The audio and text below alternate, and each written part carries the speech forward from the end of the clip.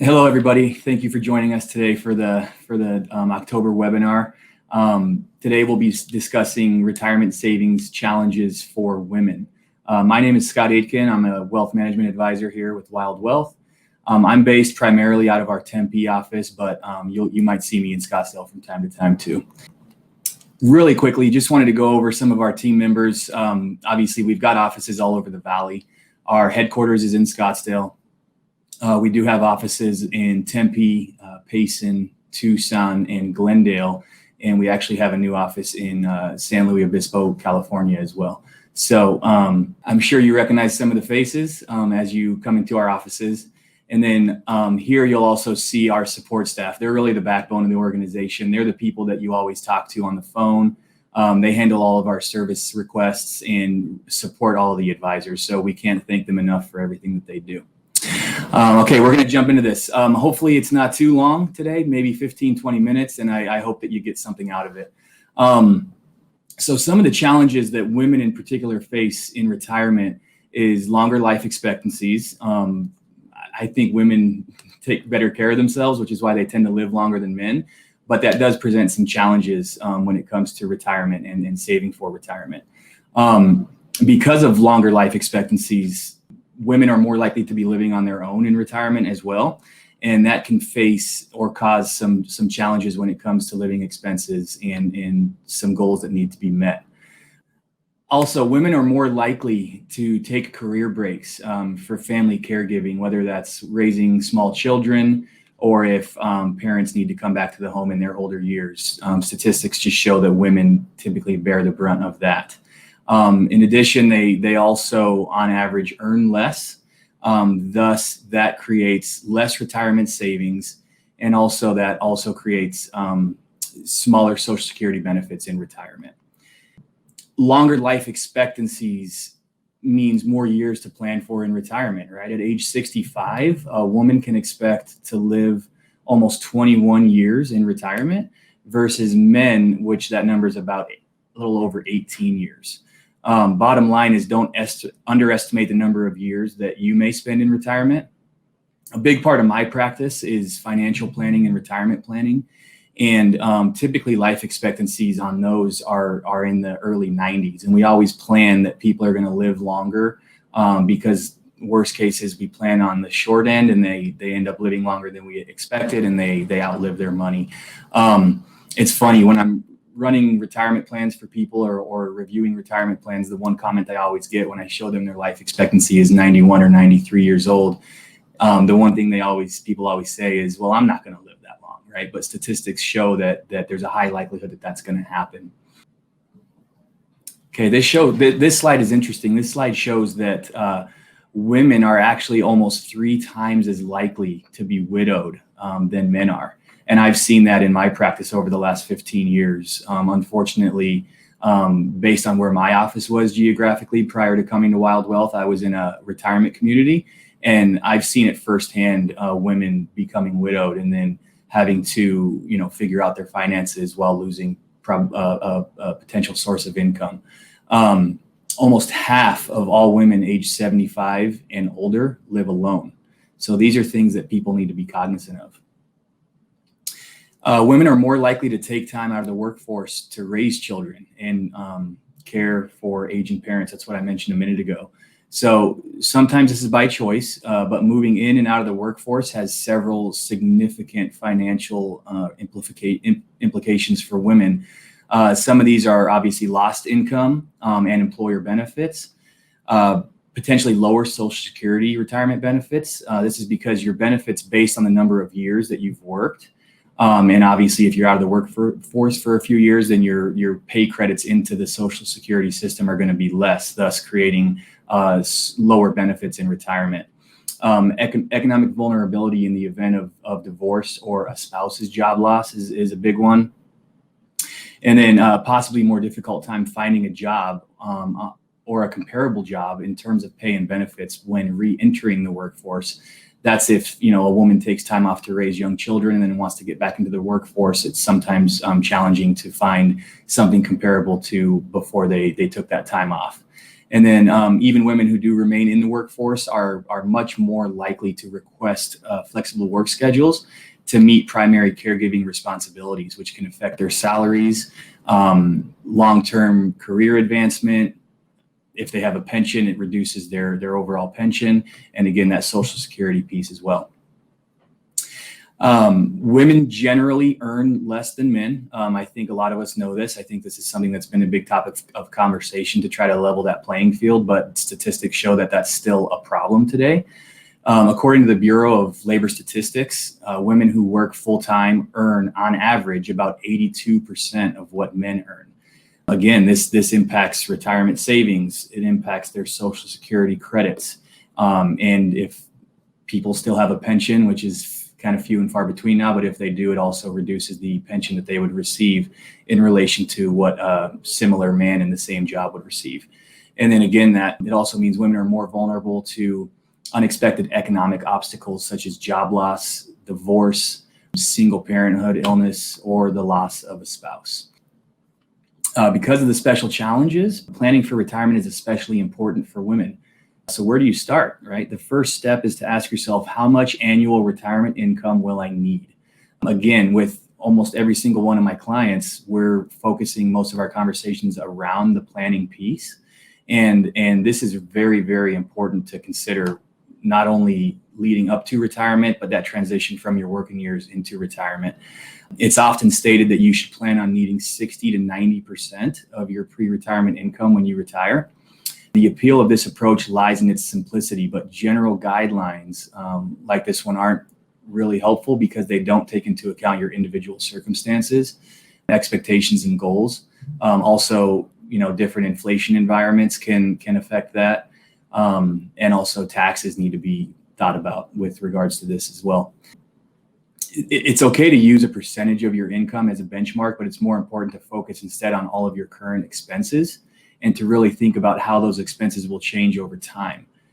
For example, some expenses like mortgage, costs of commuting to and from work may disappear, but other expenses may increase, like travel, yard care services, things that are more labor intensive that you don't want to do when you're retired, or maybe that you can't do as you get older. And then things you might currently take care of yourself, again, like cleaning a pool, trimming your trees, things like that could create some higher expenses that people a lot of the times don't factor in. If you'll be using your newfound free time to travel as well, that can increase your expenses in retirement. So I don't love the conversation around how much money do I need to have to retire or how much income do I need. We really need to think about it the other way, which is what are your goals, what are your expected expenses, and then we work into it that way. Inflation's a big one. I come across people all the time that try to build out some sort of a retirement plan themselves using an Excel spreadsheet. And the thing that I see people forget or leave out or underestimate a lot are either inflation and or taxes. And if you think about inflation, that can have a major impact on the spending power of just a dollar. And this chart kind of shows what that would look like. It's interesting. If you think about inflation at about 3%, then your money would lose half of its purchasing power in a 25-year period. So for example, assuming 3% inflation rate, a gallon of milk that costs $4 today would cost over $8 in 25 years, right? And that's a big deal. And so people need to think about that. That's why having a solid financial plan, retirement plan is so important, because it shows you the trend lines and shows you how much your expenses are going to be in 15, 20, 25 years of retirement. And then again, the taxes, they're another important factor. So taxes can eat into your income, right? Significantly reducing the amount available to spend in retirement. You'll want to make sure you understand whether the income you're counting on is or is not subject to tax, right? And again, with my clients, we really focus on trying to diversify the types of assets and types of retirement accounts that they have.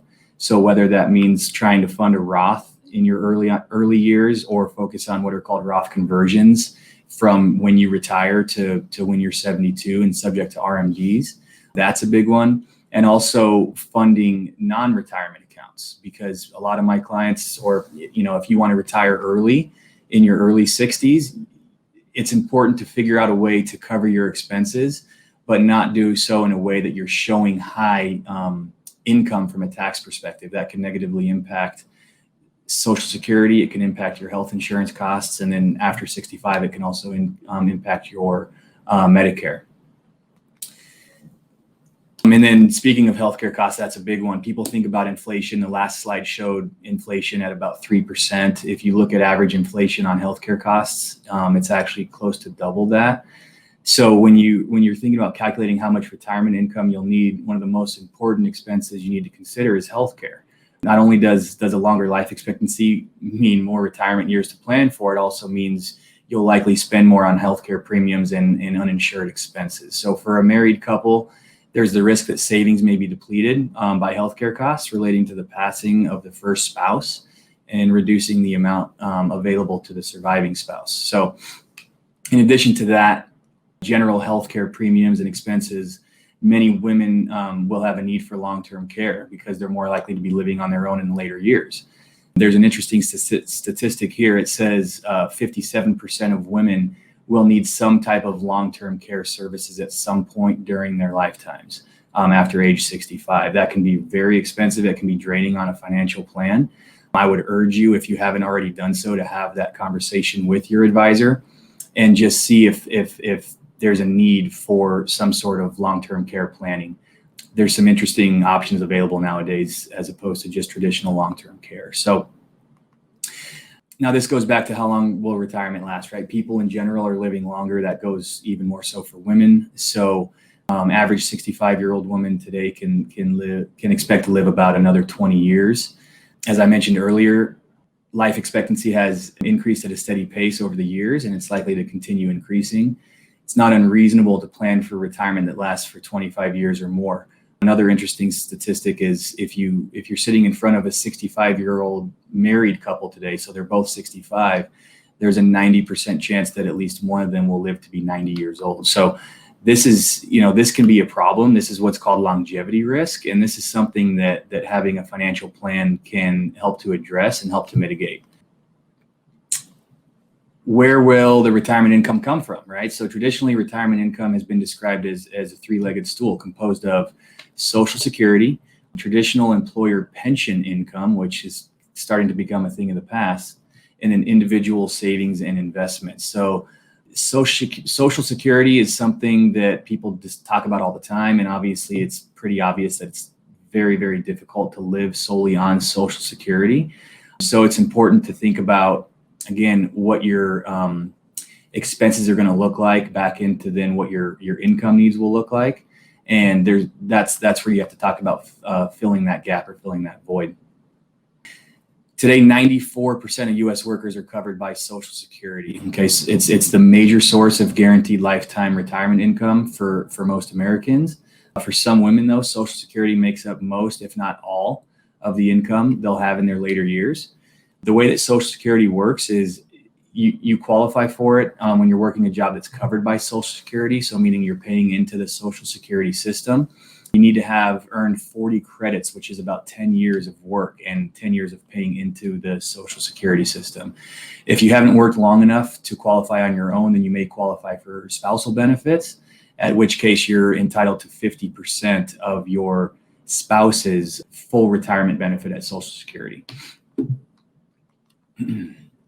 So some of the basics around Social, the amount you'll receive is based on the number of years you worked and the amount you've earned. Your benefits calculated using a formula that takes into account your 35 highest earning years. If you earn little to nothing in several years, it may be to your advantage to work as long as possible because you have the ability to replace those pay credits and build up that Social again. Another plus is that Social Security's annual cost of living increases are calculated using your initial year's benefits as a base. So the higher the base, the greater your annual increase, which means the longer you can wait to take it, the higher those increases for cost of living will be. And so you can see here, the earliest you can take Social is at 62. You'll get about 25 to 30% less of what your full retirement benefit would have been. And then full retirement age is dependent on the year that you were born. So it's either going to be 66 or 67 or somewhere in between. Yours might be 66 years and 2 months or 66 years and 4 months. It's dependent on the year that you were born. And then you can defer it all the way up until age 70. And so again, having a financial plan, there's ways that we can run analyses on Social Security and try to figure out the way to maximize those benefits. That's an even more important conversation for married couples, because in certain circumstances, it might make sense for, let's say, the wife to take social early at 62 and the husband to defer all the way till 70. But again, it just depends on your individual situation. So that's an important conversation to have. This chart illustrates what a typical person might receive by claiming social at different ages. So it's in line with what I just spoke to you about. And you can see the longer you wait, obviously, the more dollars you get. If we knew exactly how long we were going to live, this is an easy decision to make, but it's really based on life expectancy. So if you retire at 60, a lot of people I talk to just plan on starting it at 62 right away. But if there's longevity in their family and they're relatively healthy, and there's a good chance they're going to live into their late 70s or 80s, most of the time they're better off deferring their social. So then again, that's a lot of planning on the front end, because you have to be sure that you're able to fill that gap, right, from retirement age to when Social Security can actually start.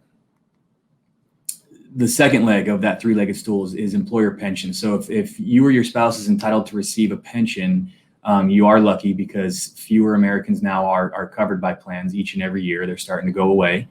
Pension benefits can be complicated. It's important to understand how they work. It's important to understand what your payout options are, right? Because there's always going to be a single life annuity. There's going to be different joint and survivor benefits. And then there's going to be what's called period certain benefits, where you can ensure that at least over a certain period of time, somebody will be covered, whether it's you, your spouse, or your beneficiaries. If you're married, federal law does require that benefits be paid as a qualified joint and survivor annuity. If you are married and you choose a single life annuity, then most of the time the spouse has to give their consent for that decision. The qualified joint survivor annuity does pay monthly benefits to the participant, and then it can pay anywhere between 50 and 100% of that amount to the surviving spouse upon the first spouse's passing. So here's some examples of how that would work. Obviously, you can see that the single life option is going to give you the highest monthly benefit. And then you can see that if you did a 50% qualified joint survivor annuity, then the benefits are reduced a little bit. And then the lowest monthly benefit is the 100% surviving annuity. And obviously that just is guaranteeing that you're covering both lives. So, some factors to think about is if there's a big age gap, then you might want to think about that. But again, that's why it's so important to have a financial plan in place, because these are analyses that we can run. These are things that we can discuss.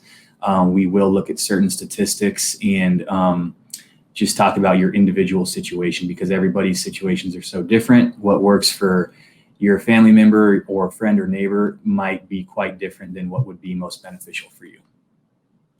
This is what I was talking about with the gap. So a big piece of financial planning, more specifically retirement planning, is running what's called a gap analysis. So it's looking at the guaranteed income that you're planning on having in retirement, and then it's looking at how much you actually need based on your expenses and your goals, right? And the difference between the two is obviously the gap. And so running a gap analysis is important, because there's certain types of investment vehicles that can be utilized that could potentially help to fill that gap, right? And so again, everybody's different. That's why it's so important to have a personalized financial plan in place, so you can look at your specific scenario and decide what would make the most sense for you. So when we talk about personal savings, we're talking about funds that you have in tax advantaged accounts like traditional IRAs, 401k plans, 457B plans, 403Bs, Roth IRAs. So these are accounts that you've funded yourself during your working years. And so when it comes to this category of personal savings, we've already explained that women face a number of challenges when it comes to this, right? Statistically, women earn less than men in similar jobs, so they're able to save less, or their ability to save is lower. Women also tend to spend fewer years in the workforce, primarily due to caregiving responsibilities. And then again, the compounding problem is that women often start saving later, right? And so they have less years for their money to compound, thus creating less savings in retirement when you're ready to retire and actually use those monies to live on. So the combination of these factors means you might not have enough savings in retirement unless you plan properly. You can never start planning too early, right? So many times do I meet with somebody who thinks they're okay. We spend 2 or 3 hours building out this very comprehensive retirement plan. And the one comment I always get is, I wish I would have done this sooner. So I urge you not to wait too long. If you're within 3 to 5 years, it's very, very important. If you're younger than that, in your 30s or 40s, and you've got plenty of years, it's still important to start that planning process now to make sure that when you're 5 or 10 years out of retirement, you're not trying to play catch up, because that's a hard thing to make up. So with all challenges women face, what can you do? First, to state the obvious, the number one thing is to start saving now. Set a savings goal. Try to meet that goal first. That's going to help keep you on track and ensure that you're continuing to make progress. Monitor your investments. Make sure that you make changes as needed. And again, that's kind of what myself and my team are here for, is to just ensure that you're investing in an appropriate way. You're not taking on too much or too little risk. There's a lot of people that can't afford to not take risk. I know that sounds confusing, but think about that. There's people who cannot afford to not take risk, right? You need to ensure that your money's growing at a certain rate so that it's compounding over time. And it's important to not get too focused on the short-term fluctuations in an account. It's actually a positive thing when you're adding money to an account that's going up and down in value, because when the market's down, you're buying more shares. And when the market's high, you're buying less shares. So in essence, that's what's called dollar cost averaging. Here's an example of how saving a little extra each month could mean a lot, right? So there's some numbers here. It shows you based on a $50,000 salary. It shows you somebody saving 5% versus 8%, what that relates to in dollars. And then it shows you the difference that's there at the end of that period of time, which is 15 years on this example, that's available to pull from. So again, it's that whole thing of allowing your money to compound longer and just trying to save as much as you possibly can. What I see a lot of times is when people get a raise, or when they reduce expenses by paying off a credit card, or paying off a vehicle loan, or paying off the house, they now have this extra discretionary income available to them. And it's so easy to spend that and not even know what you're spending it on. I always urge my clients that if they do pay off a debt that they're used to paying, why not just act like you still have that debt, because you've been paying it for years anyways, you're used to doing that, and start funneling that into some sort of a retirement investment saving vehicle that's going to help you to speed up that process of saving, and maybe even cut off a couple years from how long you have to work. So with regards to employer plans and IRAs, the best way to accumulate funds for retirement is to take advantage of these accounts. Tax deferred saving is very, very beneficial. A 401k plan, other employer sponsored retirement plans like 403bs and 457s.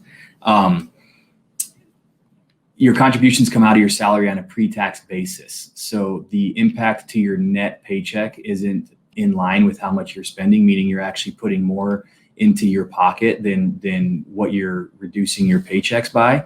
So it's important to take full advantage of 401k plans. In addition, a lot of these plans offer employer matches. So if you have a 3 or 4 or 5% employer match, that's really just free money. It's kind of like getting a raise. And then in addition to that, if you're maxing out your 401k or your employer sponsored plan, then you can look at traditional IRAs, Roth IRAs. There are different strategies that are available. There is some legislation proposals in Washington right now that could potentially impact traditional IRAs and Roth IRAs, and some strategies that can be utilized. So it's important to talk with your advisor, make sure you're keeping up with the rule changes. What you don't want to do is over contribute to one of these accounts, because then you're forced to take that money out and you have to pay taxes and penalties, and it really it defeats the purpose of what you're trying to accomplish in the first place. Once you attain the age of 50, you're eligible for what are called catch-up contributions. So these are in both 401ks or 403bs, and also in traditional IRAs and Roth IRAs. So again, keeping up with the rules and what you're able to take advantage of is very important. And that's a big part of what I do and what my team does for our clients all the time. Now, what can you do if you discover that after factoring in your savings, your retirement income, and your expenses to protect against a shortfall? The best solution for dealing with this will depend on the severity of the deficit, right? The length of time remaining before retirement, how long you need your retirement income to last, but consider a couple more options, right? So some ways to handle that is to spend less during retirement, delay retirement, work during retirement, so getting a part-time job of some sort, or finding other potential sources of income. So let's talk a little bit more about some of these options. As you might expect, delaying retirement does offer certain advantages. Some of those advantages means you have more years to accumulate money in your retirement accounts.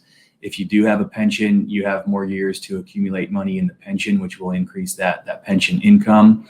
And obviously it shortens the duration of retirement years that you're in that what's called the drawdown phase versus the accumulation phase before retirement. And it can also allow you to postpone your Social Security. So, if I have a client that wants to retire at 62 and the numbers just aren't making sense and they can wait till 65, obviously that means that one, they're going to have more money saved because it gave them 3 more years to save, but it's also going to help them on the back end with a higher Social Security benefit as well. And then that 65 is a magic number, right? That's when Medicare kicks in.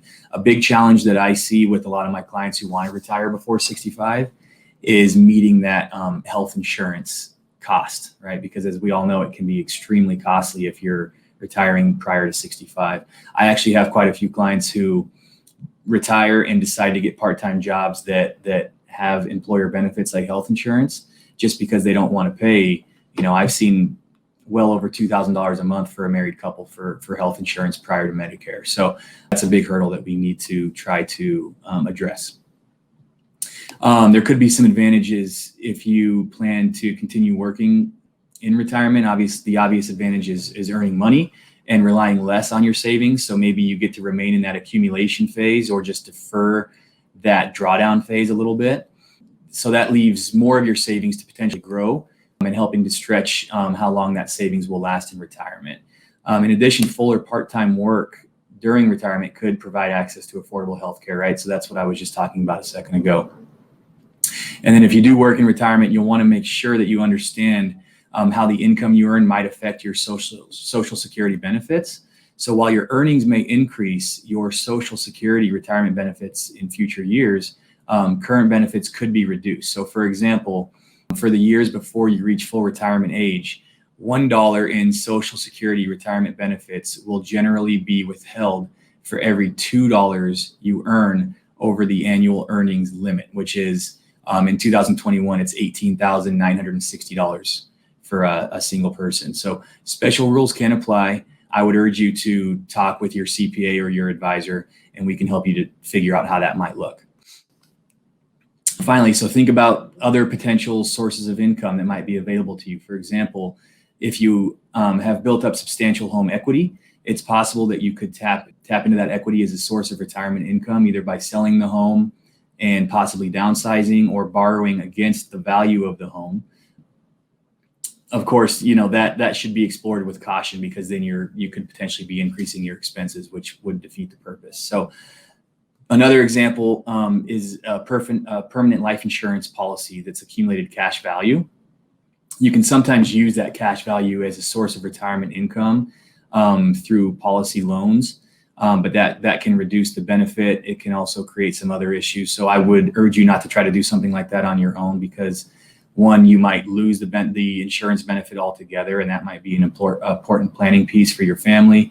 It could potentially create negative tax consequences. So if you're going to do that on your own, proceed with caution, but I would always urge you to just chat with your advisor and run some scenarios before you make a decision like that. So I know that was a lot. I hope you got something out of that today. Please, if you have any questions at all, you can always reach out to us.